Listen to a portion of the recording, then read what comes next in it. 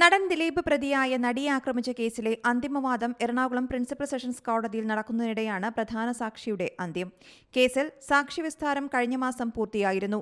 കേസിൽ ആദ്യം ബലാത്സംഗ കുറ്റമാണ് ദിലീപിനെതിരെ ചുമത്തിയിരുന്നത്. ഇതിനിടെ ഒന്നാം പ്രതി പൾസർ സുനിക്ക് ദിലീപുമായി അടുത്ത ബന്ധമുണ്ടെന്ന് ബാലചന്ദ്രകുമാർ വെളിപ്പെടുത്തി.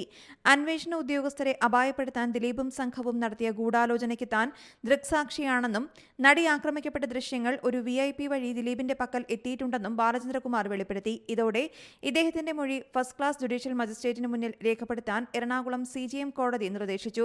6.5 മണിക്കൂറെടുത്ത് 51 പേജുള്ള മൊഴിയാണ് ബാലചന്ദ്രകുമാർ നൽകിയത്. ഇതിന്റെ അടിസ്ഥാനത്തിൽ ദിലീപിനെതിരെ വധഗൂഢാലോചന, തെളിവ് നശിപ്പിക്കൽ തുടങ്ങിയ കുറ്റങ്ങൾ കൂടി ചുമത്തപ്പെട്ടു. ബാലചന്ദ്രകുമാറിനെ ദിലീപിന്റെ വീട്ടിൽ വെച്ച് 3 തവണയും ഹോട്ടലിൽ വെച്ച് 1 തവണയും കണ്ടിട്ടുണ്ടെന്ന് കേസിലെ ഒന്നാം പ്രതി പൾസർ സുനി നൽകിയ മൊഴി ബാലചന്ദ്രകുമാറിന്റെ മൊഴിയെ സാധൂകരിക്കുന്നതായി. പൾസർ സുനിക്ക് 7.5 വർഷത്തിനു ശേഷം സുപ്രീം കോടതിയാണ് ജാമ്യം അനുവദിച്ചത്. 2017 ഫെബ്രുവരിയിലാണ് എറണാകുളത്ത് വെച്ച് ഓടുന്ന വണ്ടിയിൽ നടി ബലാത്സംഗത്തിന് ഇരയായത്. കേസിൽ ദിലീപടക്കം 9 പ്രതികളാണുള്ളത്. 2 പേരെ പ്രതിപട്ടികയിൽ നിന്ന് ഒഴിവാക്കിയിട്ടുണ്ട്. ഒരാൾ മാപ്പുസാക്ഷിയായി. ഇതിനിടെ ദിലീപിനെതിരെ തെളിവില്ലെന്ന മുൻ DGP R ശ്രീലേഖയുടെ പ്രസ്താവനയ്ക്കെതിരെ അതിജീവിത കോടതിയലക്ഷ്യത്തിന് ഹർജി നൽകിയിട്ടുണ്ട്. നിർണായക തെളിവായ തന്റെ ദൃശ്യങ്ങൾ അടങ്ങിയ മെമ്മറി കാർഡ് ചട്ടവിരുദ്ധമായി തുറന്നു പരിശോധിച്ചവർക്കെതിരെ നടപടി ആവശ്യപ്പെട്ട് അവർ രാഷ്ട്രപതിക്ക് കത്തയക്കുകയും ചെയ്തു. അന്തിമവാദം തുറന്ന കോടതിയിൽ വേണമെന്നും അതിജീവിത ആവശ്യപ്പെട്ടിരുന്നു.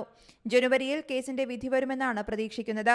വിധി വരുന്നതിന് മുൻപ് കേസിൽ വഴിത്തിരിവുണ്ടാക്കിയ പ്രധാന സാക്ഷി മടങ്ങിയിരിക്കുന്നു. News desk Zee Malayalam news. പുതിയ വാർത്തകളും വിശേഷങ്ങളും ഇനി വിരൽ തുമ്പിൽ. എല്ലാ ഡിജിറ്റൽ പ്ലാറ്റ്ഫോമുകളിലും ഇപ്പോൾ സീ മലയാളം ന്യൂസ് ലഭ്യം.